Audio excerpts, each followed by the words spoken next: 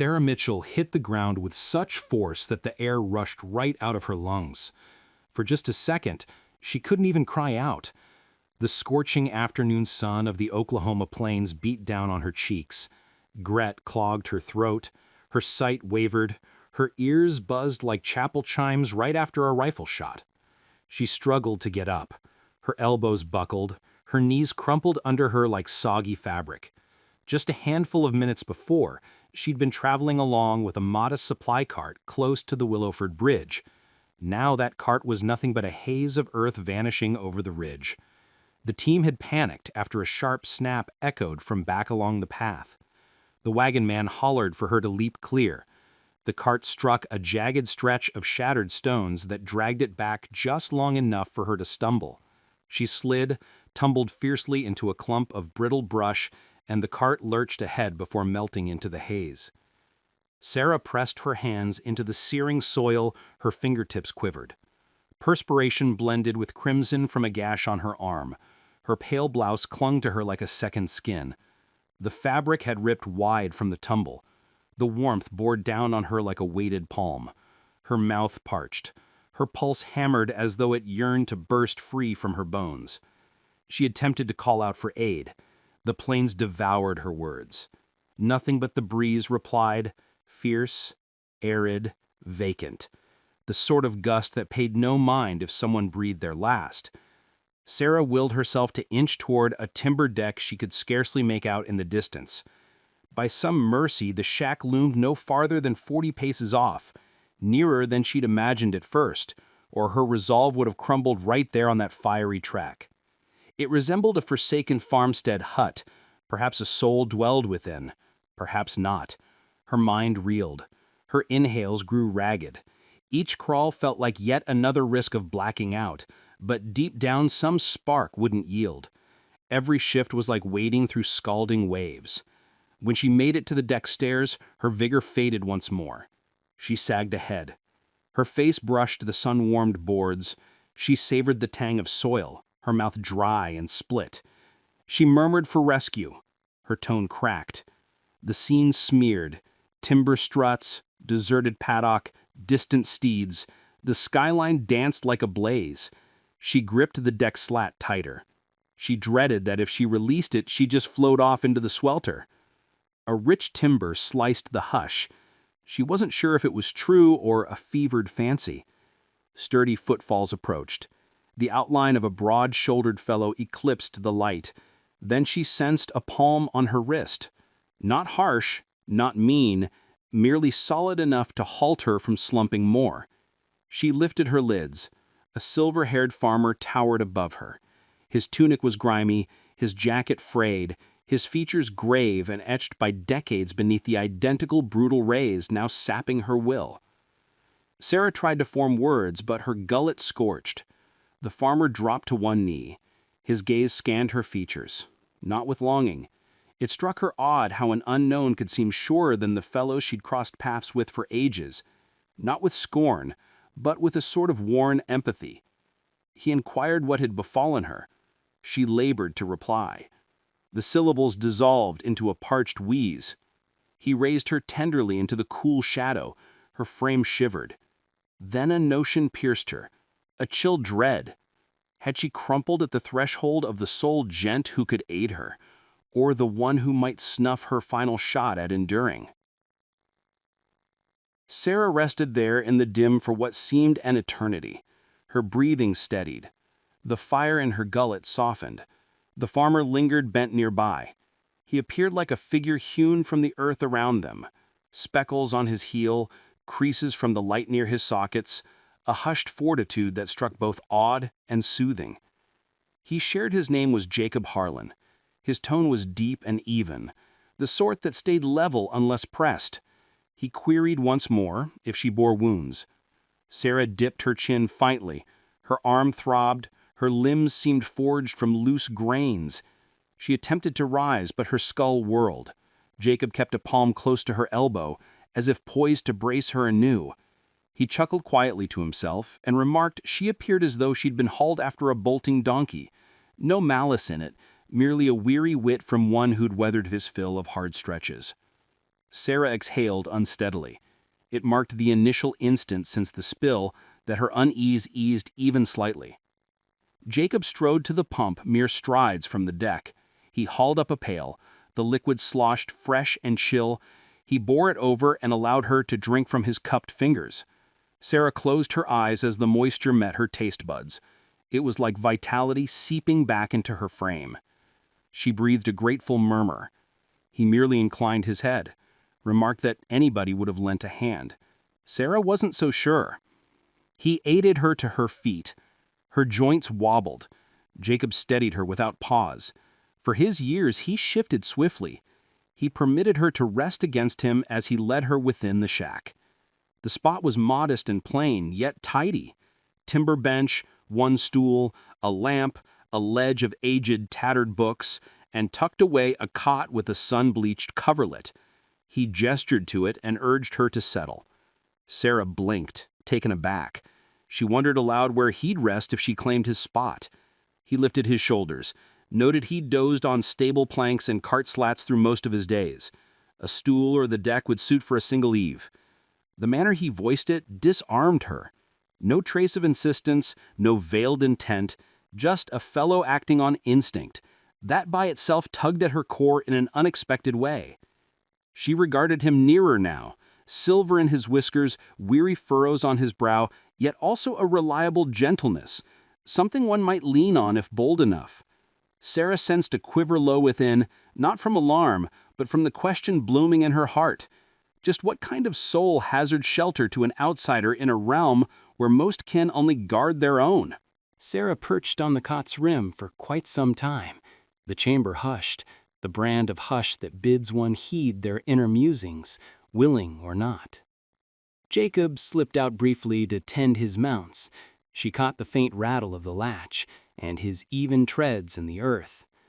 That noise alone unwound her a touch. Ages had passed since she had sensed secure enough to pause without eyeing each entry and each gloom. She fingered the frayed hem of her blouse. The weave had thinned from the miles. Her palms quaked faintly, not from ache, from the burden of all she'd buried deep. When Jacob returned within, she knew she must unburden. She owed him as much. She shared her name, her whole name, Sarah Mitchell. She recounted her stint in a tavern in Abilene for nigh on 3 years, pouring ales and mopping boards, fending off gents who figured a soft phrase earned beyond a grin. She halted frequently. The recollections gripped her windpipe. For an instant, she pondered if voicing the verity aloud might lighten the load of yesteryears. Jacob heard her out without a word. His chin was firm, his gaze unwavering. When she described fleeing on that supply cart, he nodded like one versed in flight more than many. Then she spoke of the holdup along the route. The wagon man lacked a beat to assist. The group dispersed. She toppled, and thus she landed. Jacob took the lone stool. He bent ahead. His palms lay on his thighs. He assured her she'd outlasted what felled countless others. He assured her her grit ran deeper than her frame suggested. Sarah felt her sockets sting a bit at that. Such phrases hadn't graced her ears in an age. Then Jacob rose and crossed to the pane. He peered toward the route. The heavens shifted to amber once more. He noted Abilene lay not distant. He noted lads from that tavern could trail her scent. They'd done so prior. That revelation dawned how she'd not fled as remotely as she'd wished. They could yet. His timbre stayed serene, yet resolute, like one alerting to a gale he knew intimately. Sarah felt her rhythm quicken. She posed what they'd face if those lads appeared. Jacob pivoted and met her eyes. His reply was plain. He said they'd handle it upon arrival. That even keel ought to have soothed her fret. Instead, it swelled the wonder within. Precisely who was this farmer set to guard her from a peril she'd scarcely eluded once? And before we press onward, I want to bid you linger with us a spell more. Go on and subscribe if these tales, spun by a gentle timbre at day's close, warm your soul.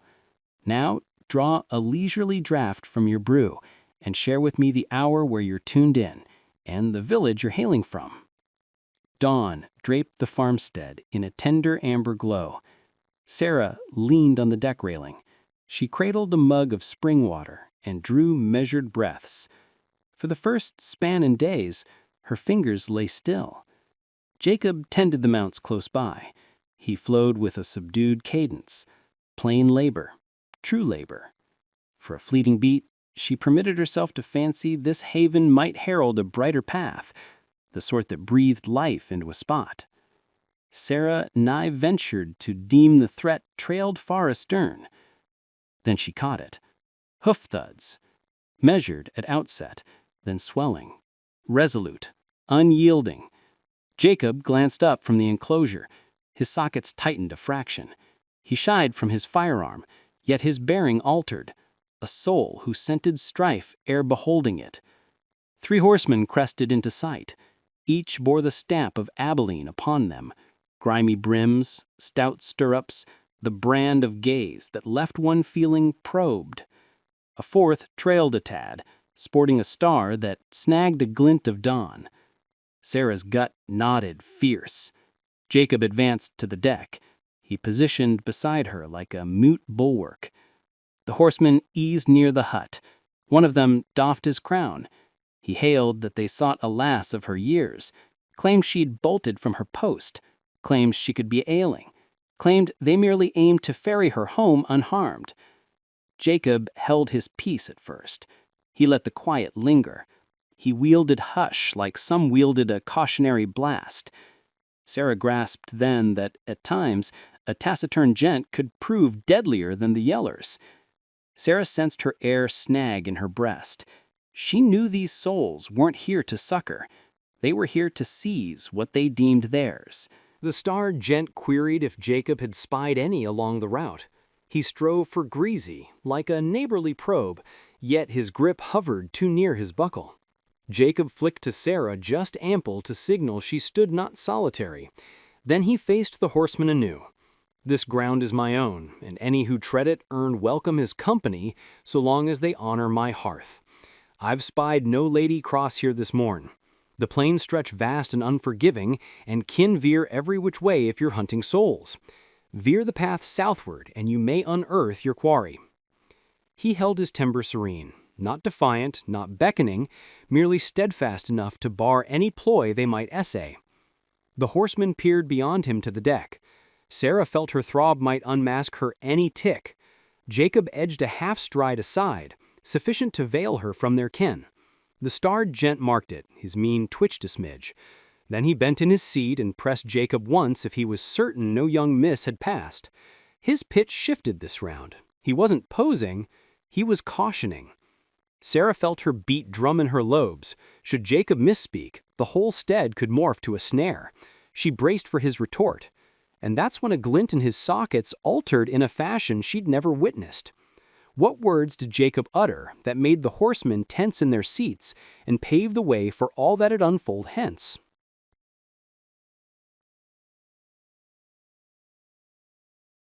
Jacob lingered there with the horsemen eyeing him. The breeze hung taut as a drawn cord. Sarah trailed them till they melted along the path. Her joints softened anew, but this round 'twas not dread. 'Twas ease, 'twas thanks. 'Twas the jolt of fathoming a gent she scarce knew had interposed twixt her and the existence she'd fled. Aught within her pivoted that tick, like a portal creaking ajar in her depths that she'd bolted for years. Jacob returned to the deck. He regarded her with fatigued sockets. He told her the realm can prove harsh, but one needn't match it. He told her flight demands bravery, but rooting firm exacts more. Sarah felt dampness sting her lids, but she reined it. She shared she scarce knew how to repay. Jacob wagged his crown. He said no recompense required. He said souls merit a fresh slate, and she oughtn't squander hers. The day's remainder unspooled languid. Sarah lent a hand with tasks as she might. She drew from the pump. She curried the aged filly that nuzzled her palm as if divining her ache for solace. Jacob toiled alongside, tacit, forbearing, the sort of nearness that bade one deem the globe might not loom so shadowed as once thought. As the sun dipped beyond the Oklahoma ridge, Sarah settled on the deck anew. She mulled the trail that bore her hither, the plunge, the peril, the outsiders who stalked her. Then she mulled the farmer who'd risen for her, sans seeking aught back. She sensed out root profound within, a sensation long absent. Promise. And perchance that's the moral nestled in their yarn. At times the Savior ain't the boldest timber in the hall, but the one who abides when the rest depart.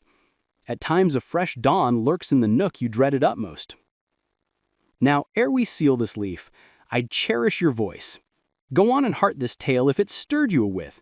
And should you crave more yarns to companion your still nights, kindly subscribe that we might weave further instance thus. And whilst you're at it, share the hour you tune, the spot you're from, and the hamlet you're hearkening from.